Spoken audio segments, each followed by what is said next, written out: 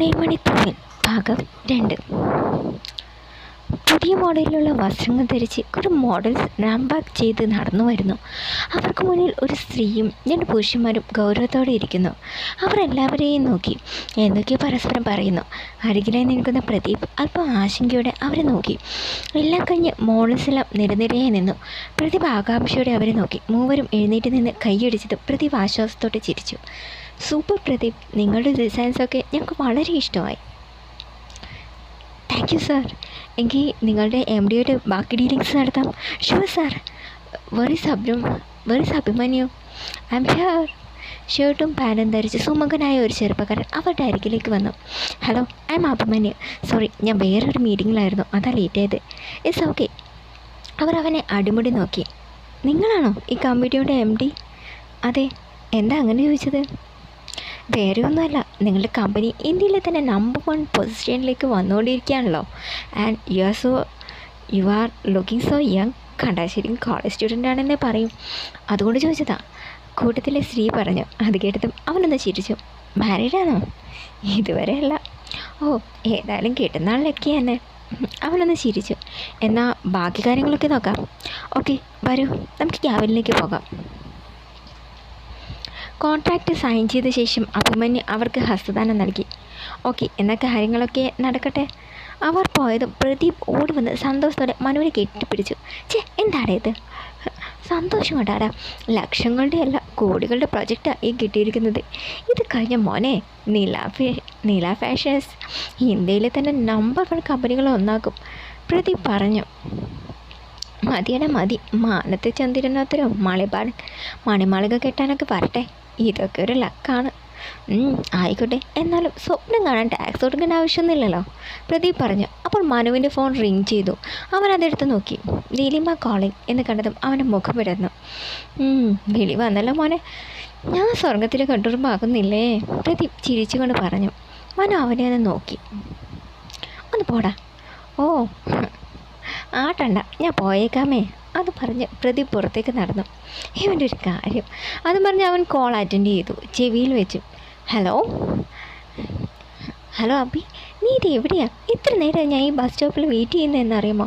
ഇന്ന് എന്നെ ഒന്ന് പിക്ക് ചെയ്യാമെന്ന് പറഞ്ഞതല്ലേ നീ? അവൾ പരിഭവത്തോട് പറഞ്ഞു. ചൂടാവണ്ട പൊന്നെ, ഒരു അർജൻറ്റ് മീറ്റിംഗ് ഉണ്ടായിരുന്നു, ഞാൻ ഇന്നലെ പറഞ്ഞിരുന്നില്ലേ?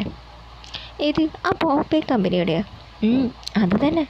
അത് കേട്ടതും അവളുടെ മുഖം വിടുന്നു. എന്നിട്ട് എന്തായി? ഡീൽ ഉറപ്പിച്ചോ? പിന്നെ ഈ അഭിമന്യുവിൻ്റെ വർക്ക് ആർക്കെങ്കിലും ഇഷ്ടപ്പെടാതിരിക്കുമോ? അത് കേട്ടതും അവൾക്ക് സന്തോഷമായി. ആയിക്കോട്ടെ, കൺഗ്രാജുലേഷൻ മിസ്റ്റർ അഭിമന്യു ഹരിശങ്കർ. ഇതിനൊരു ട്രീറ്റ് വേണം കേട്ടോ. പിന്നെ തീർച്ചയായും. എന്നാൽ വേഗം വാ. ദാ എത്തിപ്പോയി. അതും പറഞ്ഞ് അവൻ കോൾ കട്ട് ചെയ്ത് ബെല്ലടിച്ചു. പ്രതിഭാഗത്തേക്ക് വരുമ്പോൾ അഭിമന്യു ഫയൽസ് എല്ലാം എടുത്ത് വയ്ക്കുകയായിരുന്നു. അബി, നീ വന്നോ? എടാ, ഞാൻ ഇറങ്ങാം. നീലിമേ, ഞാൻ വന്ന് പിക്ക് ചെയ്തോളാം എന്ന് പറഞ്ഞിരുന്നു. ഇനി എന്തെങ്കിലും ആവശ്യമുണ്ടെങ്കിൽ വിളിച്ചാൽ മതി. ശരി. അല്ല, നീ എപ്പോഴാ നാട്ടിലേക്ക് പോകുന്നത്? ഡേറ്റ് തീരുമാനിച്ചിട്ടില്ല, മിക്കവാറും അടുത്ത ആഴ്ച പോകും. ശരി, എന്നാൽ നീ പോയി നിൻ്റെ നീലിമയോടൊപ്പം ശൃംഗാരം നടത്തുമാട്, പ്രദീപ് പറഞ്ഞു. അഭിമന്യു മനസ്സിലാവാതെ അവനെ നോക്കി. എന്ത്? പോയി നിൻ്റെ നീലിമയെ പിക്ക് ചെയ്യാൻ. ഓ ശരി, എന്നാൽ ബൈ. അവനോട് യാത്ര പറഞ്ഞ് കാറിൻ്റെ കീ എടുത്ത് അഭിമന്യു പുറത്തേക്ക് നടന്നു. വളവ് തിരിഞ്ഞപ്പോഴേ കണ്ടു തന്നെ കാത്തുനിന്ന് ക്ഷമകിട്ട് റോഡിൻ്റെ ഇരുവശത്തേക്കും പിന്നെ വാച്ചിലേക്കും നോക്കി ബസ് സ്റ്റോപ്പിലിരിക്കുന്ന നീലിമയെ. അഭിമന്യു വണ്ടി സ്റ്റോപ്പിന് മുന്നിൽ കൊണ്ട് നിർത്തി. വണ്ടി കണ്ടതും അവളൊന്ന് നോക്കി. പിന്നെ കുശുമ്പോടെ മുഖം തിരിച്ചു. കാറിലിരുന്നു കൊണ്ട് അവളെ നോക്കി അവൻ ചിരിച്ചു. പിന്നെ തൻ്റെ ഇരു ചെവിയിലും പിടിച്ചു. സോറി, അവൾ പതിയെ ചിരിച്ചു. പിന്നെ എഴുന്നേറ്റ് ചെന്ന് കാറ് കയറി. കാത്തിരുന്ന് മുഷിഞ്ഞല്ലേ? പിന്നെ ഇല്ലാതെ. ഇതാണെങ്കിൽ ഓഫീസും സ്കൂളും വരുന്ന ടൈമും ക്ഷമ കിട്ടും. സത്യം പറഞ്ഞാൽ നിന്നെ മുന്നിൽ കിട്ടിയ നല്ല തെറി പറയാനാണ് തോന്നിയത്. അയ്യോ, അങ്ങനെയൊന്നും ചെയ്തേക്കല്ലേ, ഞാനൊരു പാവമാണ്. മീറ്റിങ്ങൊക്കെ നന്നായിരുന്നില്ലേ? പിന്നെ അതല്ലേ കോൺട്രാക്റ്റിങ് പോകുന്നത്, അതുകൊണ്ട് ഇന്ന് ചിലവ് തന്നെ. പറ, എന്താ വേണ്ടത്? ഷോപ്പിംഗ്? നോ, ഇന്ന് നമുക്കൊരു ഐസ്ക്രീം കഴിക്കാൻ പോകാം. അവൻ അമ്പായിരുന്നു. ഐസ്ക്രീമോ? ഓക്കെ, എവിടെയാണ് പോകേണ്ടത്? ബീച്ചിലോ? അതെ. കടലിൻ്റെ സംഗീതം ആശ്വസിച്ച് നിൻ്റെ നെഞ്ചിൽ തലചായ്ച്ചിരുന്ന് എനിക്ക് ഐസ്ക്രീം കഴിക്കണം. അവൾ പറഞ്ഞത് കേട്ട് അവൻ അതിശയത്തോടെ അവളെ നോക്കി ചിരിച്ചു. അത് കൊള്ളാലോ. ശരി, ബീച്ച്. അവൻ വണ്ടി നേരെ ബീച്ചിലേക്ക് കിട്ടും. ഇവർ ബീച്ചിനടുത്തുള്ള ഐസ്ക്രീം പാർലറിലേക്ക് കയറി ചെന്നു. ചേട്ടാ ഒരു ഐസ്ക്രീം, നീലിമ പറഞ്ഞു. ഒന്നോ? അപ്പോൾ എനിക്കില്ലേ? നിനക്കുണ്ടടാ. ചേട്ടാ ദാ ഇത് മതി. അവൾ കണ്ണാടി ചില്ലിലൂടെ ഫ്രീസറിനകത്തെ ഒരു കോൺ ഐസ്ക്രീം കാണിച്ചു കൊടുത്തു. അയാൾ അതെടുത്ത് അവൾക്ക് നൽകി. വാ വാ. അവൾ അവൻ്റെ കയ്യും പിടിച്ച് കടൽ തീരത്തേക്ക് നടന്നു. കടൽ തീരത്ത് ഒരു ഒഴിഞ്ഞ ബെഞ്ചിൽ ഇരുവരും ചെന്നിരുന്നു. നീലിമ ഐസ്ക്രീമിൻ്റെ കവർ പൊളിച്ചു. എനിക്കുള്ളതല്ല നിനക്കുള്ളതാ. നമ്മൾ രണ്ടല്ല, നമ്മൾ ഒന്നാണ്. എൻ്റെ ഓരോ ശ്വാസത്തിൽ നീയാണ് അഭി. നീയില്ലാതെ ഞാനില്ല, അവൾ പറഞ്ഞു. അവൻ അവളെ തന്നെ ഉറ്റുനോക്കി. പങ്കിളിയായിട്ടൊന്നും കരുതണ്ട. ഇതെൻ്റെ മനസ്സാ, എൻ്റെ ഹൃദയത്തെ തൊട്ട വാക്കുകളാണ് ഞാൻ പറഞ്ഞത്. അഭി, നീ എനിക്കൊരു വാക്ക് തരാമോ? എന്നെ ഒരിക്കലും ഉപേക്ഷിക്കില്ലെന്ന്. നിൻ്റെ ജീവിതത്തിൽ ഒരു പെണ്ണുണ്ടെങ്കിൽ അത് ഞാൻ മാത്രമായിരിക്കുമെന്ന്. അവൾ തെല്ല ആശങ്കയോടെ അവനെ ഉറ്റുനോക്കി. ഒരു നിമിഷം അവനൊന്ന് നിന്നു. പിന്നെ ശ്വാസം വലിച്ചു വിട്ടു.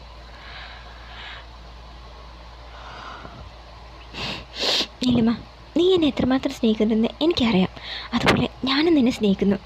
അവൻ പതിയെ അവളുടെ കൈപിടിച്ചു. ഞാൻ വാക്കുകയിരിക്കുക. നീയല്ലാതെ എൻ്റെ ജീവിതത്തിൽ മറ്റൊരു പെൺകുട്ടിയില്ല.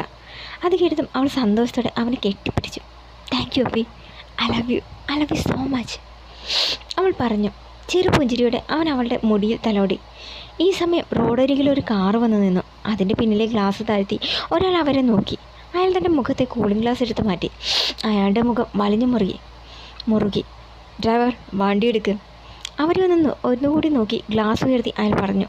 ഡ്രൈവർ വണ്ടി വിട്ടു. ഇരുവരും കുറച്ചു സമയം കടൽ തീരത്തിരുന്ന് ഓരോന്ന് സംസാരിച്ചു. അപ്പോഴാണ് അവൾ വാച്ചിലേക്ക് നോക്കിയത്. അയ്യോ, മണി 6 ഡാഡി 7 മണിക്ക് എത്തും. എനിക്കതിനു മുമ്പ് വീട്ടിലെത്തണം. നീലിമ ചാടി എഴുന്നേരും. നീ എന്തിനാ പേടിക്കുന്നേ? അങ്കിളിനോട് എൻ്റെ കൂടെയായിരുന്നു എന്ന് പറഞ്ഞാൽ മതി. ഒന്നും പറയില്ല. അതെ, മേലെടുത്ത് ഹരിശങ്കറിനെയും കൂട്ടി വന്നേ എൻ്റെ ഡാഡിയുടെ മുമ്പിൽ തല ഉയർത്തി പിടിച്ചെന്ന് ചോദിക്കേ അങ്കിളുടെ മകളെ എനിക്ക് കെട്ടിച്ചു തരുമോന്ന്. അപ്പോൾ പറയാം. ഓഹോ, അങ്ങനെയാണോ? എന്നാൽ ശരി, വൈകാതെ തന്നെ നിൻ്റെ തന്ത കോൺട്രാക്ടർ രാമകൃഷ്ണനെ കാണാൻ ഞാനും എൻ്റെ അച്ഛനും കൂടി വരുന്നുണ്ട്. അപ്പം നീ ബബ പറഞ്ഞേക്കരുത്. ഓ ശരി, തൽക്കാലം എൻ്റെ പൊന്നുമോൻ എന്നെ ഒന്ന് വീടിൻ്റെ അടുത്ത് വരെ ഡ്രോപ്പ് ചെയ്യും. ശരി വാ. അവൻ എഴുന്നേറ്റു. പിന്നെ ഓരോന്ന് പറഞ്ഞ് ചിരിച്ചുകൊണ്ട് ഇരുവരും കാറിന് നേരെ നടന്നു. വലിയ ഗേറ്റ് കടന്ന് കാറ് മുറ്റത്തേക്ക് പ്രവേശിച്ചു. വലിയ വീടിൻ്റെ കാർ പോർച്ചിൽ വന്നിനെത്തി അഭിമന്യു ഇറങ്ങി. കാറിൻ്റെ കീ വിരലിലിട്ട് ഒരു മൂളിപ്പാട്ട് പാടിക്കൊണ്ട് അവൻ വരാന്തയിലേക്ക് കയറി ബെല്ലടിച്ചു. 2 തവണ ബെല്ലടിച്ചപ്പോൾ വാതിൽ തുറക്കപ്പെട്ടു. മുന്നിൽ ഗൗരവത്തോടെ തന്നെ നോക്കി നിൽക്കുന്ന ഗോമതിയെ കണ്ട് അവൻ ആദ്യം ഒന്ന് ചിരിച്ചു. പിന്നെ അമ്മയുടെ മുഖഭാഗത്ത് എന്ത് പന്തി കീഴ് തോന്നി. അവൻ അകത്ത് കയറി. അമ്മ ചായ കുടിച്ചില്ലേ അമ്മ? ഗോമതി ഒന്നും ഇടാതെ നിന്നു. അവൻ തിരിഞ്ഞ് അമ്മയെ നോക്കി. എന്ത് പറ്റി അമ്മേ? അമ്മ ഗാർഡനിലേക്ക് അങ്ങനെ ഇറങ്ങിയ മുഖം കടന്നിൽ കുത്തിയത് പോലെ നീർത്തിരിക്കുന്നു. അത് കേട്ടതും ഗോമതിക്ക് ദേഷ്യം വന്നു. കടന്നലല്ല, ഒരു ചുമ്പാൻസിയെ കുത്തിയത്. അത് കേട്ടതും അവൻ കണ്ണുകൾ അത്ഭുതം കൊണ്ട് വിടർന്നു. ആണോ? എന്നിട്ട് ഇവിടെ പച്ചക്കറി വാങ്ങാൻ മാർക്കറ്റിൽ പോയിരിക്കാം. എന്തേ? ഓ, അമ്മ നല്ല ചൂടിലാണല്ലോ. എന്താ കാര്യം? അവൻ അമ്മയുടെ അരികിലേക്ക് വന്നോട് ചോദിച്ചു. ഗോമതി മുഖം തിരിച്ച് അവനെ നോക്കി. മീറ്റിംഗ് കഴിഞ്ഞ് ഇത്തിരി നേരം നീ എവിടെ പോയതാടാ? അത് കേട്ടതും അവനൊന്ന് ഞെട്ടി. അത് അമ്മേ, ഞാനൊരു ഫ്രണ്ടിനെ കാണാൻ. ഏത് ഫ്രണ്ട്? അത് അമ്മയ്ക്കറിയില്ല. ഞായറാഴ്ച ഏത് ഫ്രണ്ടാണ് നിനക്കുള്ളത്? അത് പിന്നെ ഞാൻ രാവിലെ ജോഗിന് പോകുന്ന കാണാറുള്ള ആളാണ്. അതാരാന്നാ ചോദിച്ചത്. അവൻ എന്ത് പറയണം എന്നറിയാതെ കുഴങ്ങി നിന്നു. അത് ഈ ആളാണെന്ന് ഒന്ന് നോക്കിക്കേ. അച്ഛൻ്റെ ചോദ്യം കേട്ട് അവൻ തിരിഞ്ഞു നോക്കി. പതുങ്ങി മുഖം കുനിച്ച് നിൽക്കുന്ന നീലിമയെ കണ്ടതും അവൻ ഉമിനീരിറക്കി. ഒപ്പം രാമകൃഷ്ണനും ഉണ്ടായിരുന്നു. ഹരിയുടെ അനിയൻ ഗിരിധറും ഭാര്യ യാമനിയും അഭിമന്യുവിൻ്റെ അനുജത്തി നിമിഷയും അവിടേക്ക് വന്നു. എന്താ, ഇത് തന്നെയാണോ കക്ഷി? ഹരി ചോദിച്ചു. അവനൊന്നും മിണ്ടാതെ മുഖം കുനിച്ചിരുന്നു. എന്താ നീ ഒന്നും മിണ്ടാത്തത്? ഇവിടെ തന്നെയായിരുന്നില്ലേ നിൻ്റെ ഫ്രണ്ട്? അവൻ അച്ഛനെ കള്ള നോട്ടം നോക്കി. ആട്ടെ, എവിടെ വെച്ചായിരുന്നു നിങ്ങളുടെ മീറ്റിംഗ്? അവൻ മിണ്ടിയില്ല. ബീച്ചിൽ വെച്ചുള്ള നിങ്ങളുടെ മീറ്റിംഗ് രാമകൃഷ്ണൻ കണ്ടിരുന്നു. അപ്പം തന്നെ രണ്ടിനെയും കൈയോടെ പോക്കാനിരുന്നതാ. പക്ഷെ പോട്ടേന്ന് വെച്ചു. അത് കേട്ടത് അവൻ ഞെട്ടലോടെ രാമകൃഷ്ണനെ നോക്കി. എന്താ, നിനക്കൊന്നും പറയാനില്ലേ? ഹരി മകൻ്റെ മുന്നിൽ ചെന്ന് ഗൗരവത്തോടെ ചോദിച്ചു. അച്ഛാ, അത് എനിക്ക് നീലിമ ഇഷ്ടമാണ്. അവൾ എനിക്ക് വിവാഹം കഴിച്ച് കൊള്ളാമെന്നുണ്ട്. നിങ്ങളൊക്കെ സമ്മതിക്കുകയാണെങ്കിൽ. അവൻ ദീർഘമായെന്ന് നിർത്തി എല്ലാവരെയും നോക്കി. സമ്മതിച്ചില്ലെങ്കിൽ? ഹരി ഗൗരവത്തോടെ ചോദിച്ചു. സമ്മതിച്ചെങ്കിൽ ഞാൻ ഇവളെയും കൂട്ടി രജിസ്റ്റർ ഓഫീസിൽ ചെന്ന് വിവാഹം കഴിക്കും, അവൻ കൂളായി പറഞ്ഞു. അത് കേട്ട് നീലിമ കണ്ണു വീഴ്ച്ചു. ഹരി തിരിഞ്ഞ് രാമകൃഷ്ണനെ നോക്കി. അയാളും ഗൗരവത്തിലാണ്. പതിയെ അവരുടെ മുഖത്ത് ഒരു പുഞ്ചിരി വിരിഞ്ഞു. പിന്നെ എല്ലാവരും പൊട്ടിച്ചിരിച്ചു. അയ്യോ എൻ്റെ മോനെ, അങ്ങനെയൊന്നും ചെയ്തേക്കല്ലേ, അണി എൻ്റെ മകളെ ഞാൻ കെട്ടിച്ചു തന്നേക്കാമേ, രാമകൃഷ്ണൻ പറഞ്ഞു. അത് കേട്ടതും നീലിമയ്ക്കും മനുവിന് സന്തോഷമായി. അങ്കിൾ എന്നെ ഒരു നിമിഷം ഒന്ന് പീഡിപ്പിച്ച്. Sorry uncle. ഇന്നത്തെ ഈ ഡീലിങ്സ് കഴിഞ്ഞ് നാട്ടിലേക്ക് പോകും മുമ്പ് എല്ലാവരും മുമ്പിൽ വെച്ച് ഇത് പ്രസൻറ്റ് ചെയ്യാൻ ഇരുന്നതാണ് ഞാൻ. പക്ഷേ അതിനു മുമ്പേ നിങ്ങൾ... രാമകൃഷ്ണൻ ചിരിച്ചുകൊണ്ട് അവൻ്റെ തോളിൽ തട്ടി. അതൊന്നും സാരമില്ല, സത്യത്തിൽ ഞങ്ങളുടെ ആഗ്രഹവും അതുതന്നെ ആയിരുന്നു. ദേ, ഈ ഹരി എൻ്റെ ഉറ്റ ചങ്ങാതിയാണ്. അവൻ്റെ വീട്ടിലേക്ക് എൻ്റെ മകളെ തരുന്നതിൽ എനിക്ക് സന്തോഷമുള്ളൂ. അമ്മയില്ലാത്ത എൻ്റെ മകൾക്ക് ഈ വീട്ടിലൊരു കുറവും ഉണ്ടാകില്ലെന്ന് എനിക്ക് നന്നായിട്ടറിയാം. രാമകൃഷ്ണൻ കണ്ണുകൾ തുറച്ചുകൊണ്ട് പറഞ്ഞു. എന്താടാ ഇത്? നിൻ്റെ മകളെ ഞാൻ എൻ്റെ സ്വന്തം മകളായിട്ട് അന്നും എന്ന് കണ്ടിട്ടുള്ളൂ. അവളെൻ്റെ നിമിഷയെപ്പോലെ തന്നെ ഞങ്ങൾ നോക്കിക്കോളാം, അല്ലേ ഗോമതി? അയാൾ ഭാര്യയെ നോക്കിക്കൊണ്ട് ചോദിച്ചു. ഗോമതി ചെറുതായൊന്ന് ചിരിച്ചു. അതെ, ഒന്നുമില്ലെങ്കിലും ഹരിയേട്ടൻ്റെ ജീവൻ രക്ഷിച്ചാണല്ലേ രാമേട്ടൻ. രാമേട്ടൻ്റെ മകളെ എൻ്റെ മകനെ കൊണ്ട് വിവാഹം കഴിപ്പിക്കുന്നതിൽ എനിക്ക് സന്തോഷമേ ഉള്ളൂ, ഗോമതി നോട്ടം താഴ്ത്തിക്കൊണ്ട് പറഞ്ഞു. അത് കേട്ട നിമിഷ അമ്മയൊന്ന് നോക്കി. എന്നാൽ ഇതിനേച്ച് താമസിപ്പിക്കണോ? ബാക്കി നടപടികൾ ഉടനെ തന്നെ നടത്തിക്കൂടെ? ഗിരി ചോദിച്ചു. അത് തന്നെ ഞാനും ആലോചിക്കുന്നത്. പക്ഷേ നമ്മൾ മാത്രം തീരുമാനിക്കേണ്ട കാര്യം അല്ലല്ലോ ഇത്. ഹരി പറഞ്ഞുകൊണ്ട് ഗോമതിയെ നോക്കി. അവളൊന്ന് നിശ്വസിച്ചു. ഗിരി ഇരുവരെയും നോക്കി. അതിനിപ്പോൾ എന്താ? ഏതായാലും അടുത്ത ആഴ്ച നമ്മൾ നാട്ടിലേക്ക് പോവുകയല്ലേ, അവിടെ ചെന്നിട്ട് എല്ലാവരോടും കാര്യം പറയാം. കഴിയുമെങ്കിൽ ഈ വെക്കേഷൻ തന്നെ അവിടെ വിവാഹവും നടത്താം. എന്താ? ഗിരി എല്ലാവരെയും നോക്കിക്കൊണ്ട് ചോദിച്ചു. നീലിമ നാണത്തോടെ മുഖം കുനിച്ചു. അഭിമന്യെ ചിരിച്ചുകൊണ്ട് നീലിമയെ നോക്കി. എനിക്കൊരാഗ്രഹം ഉണ്ടായിരുന്നു, ഗോമതി മുന്നോട്ട് വന്നുകൊണ്ട് പറഞ്ഞു. മനുവിൻ്റെ വിവാഹം ചന്ദ്രോത്ത് തറവാട്ടിലെ കുടുംബക്ഷേത്രത്തിൽ വെച്ച് നടത്തണം. അവനല്ലേ അവിടുത്തെ അടുത്ത അനന്തരാവകാശി. ഗോമതി ഹരിയെ രൂക്ഷമായി നോക്കിക്കൊണ്ട് പറഞ്ഞു. അതുകൊണ്ട് അയാളൊന്ന് വല്ലാതെ. അതൊരു നല്ല കാര്യമല്ലേ ഏട്ടാ?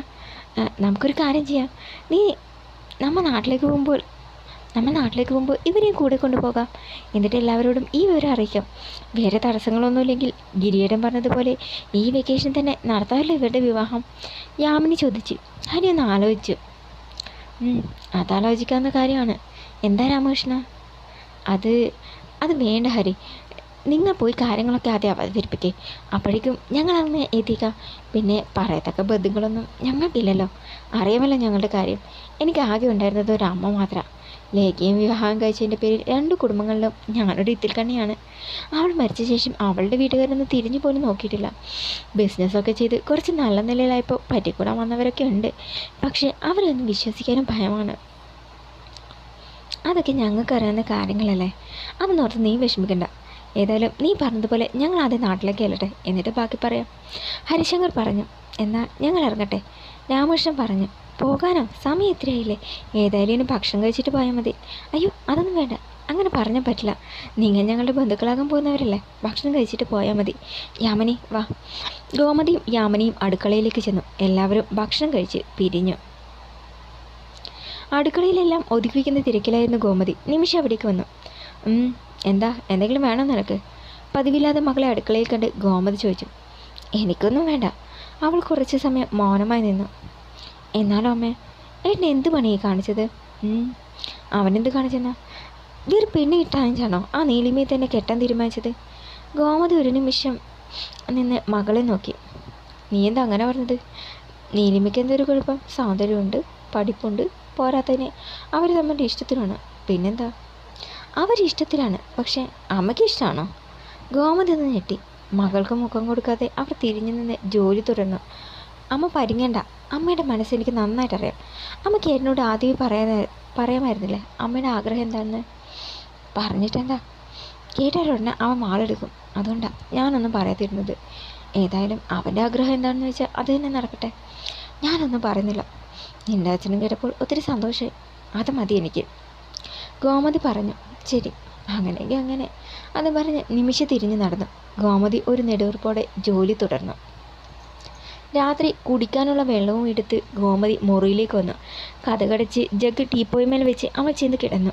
കട്ടിൽ ഫോൺ നോക്കിയിരിക്കുകയായിരുന്നു ഹരിശങ്കർ. അയാൾ അയാൾ ഗോമതിയെ നോക്കിയെങ്കിലും അവൾ അയാളെ മൈൻഡ് ചെയ്തില്ല. ഗോമതി, എന്തു പറ്റി നിനക്ക്? മുഖം വല്ലാതിരിക്കുന്നു. സുഖമില്ലേ നിനക്ക്? ഏയ് ഒന്നുമില്ല, ചെറിയൊരു തലവേദന പോലെ. ഇവിടെ നോക്കട്ടെ. അയാൾ അവളുടെ നെറുകയിൽ കൈവച്ചു. ഏയ് പനിയൊന്നുമില്ലല്ലോ, ടാബ്ലറ്റ് കഴിച്ചു വന്നേ. എനിക്കൊന്നും വേണ്ട, അത് മാറിക്കോളും. ഗോമതി തിരിഞ്ഞു നോക്കാതെ പറഞ്ഞു. അയാളൊന്ന് വല്ലാതായി. ഗോമതി, എന്താ നിനക്ക് ഈ വിവാഹത്തെ ഇഷ്ടമില്ലേ? അവളൊന്ന് നിന്നു, പിന്നെ എഴുന്നേറ്റിരുന്നു. എൻ്റെ ഇഷ്ടത്തിനല്ലല്ലോ ഇവിടെ പ്രാധാന്യം, നിങ്ങളുടെ ഇഷ്ടമല്ലേ, അത് നടക്കട്ടെ. ഗോമതി, നീലിമ നല്ല കുട്ടിയാണ്. നീലിമ മാത്രമല്ല, അവളെപ്പോലെ ഒരുപാട് നല്ല കുട്ടികൾ വേറെയും ഉണ്ട്. നിനക്കിത് താല്പര്യമില്ലെന്ന് എനിക്കറിയാം, പക്ഷേ രാമകൃഷ്ണനോടുള്ള എൻ്റെ കടപ്പാട് തീരില്ല. അറിയില്ലേ നിനക്ക്? അന്ന് ആ വെള്ളത്തിൽ കിടന്ന് മരിക്കേണ്ടതായിരുന്നല്ലോ ഞാനും മനുവും. രക്ഷിക്കാൻ ആരും തയ്യാറാകാതിരുന്ന ഘട്ടത്തിൽ സ്വന്തം ജീവൻ പോലും വകവയ്ക്കാതെ എന്നെയും മനുവിനെയും രക്ഷിക്കാൻ ആ പുഴയിലേക്ക് എടുത്തു ചാടിയവനല്ലേ അവൻ. അന്ന് ഞങ്ങളെ രക്ഷിക്കുന്നതിനിടയിൽ അവനുണ്ടായ അപകടം കാരണം എത്ര ദിവസം ആശുപത്രിയിൽ കിടക്കേണ്ടത്. ആ കടപ്പാട് തീരുമോടി? ഗോമതി പെട്ടെന്ന് ആ ദിവസം ഓർത്തു.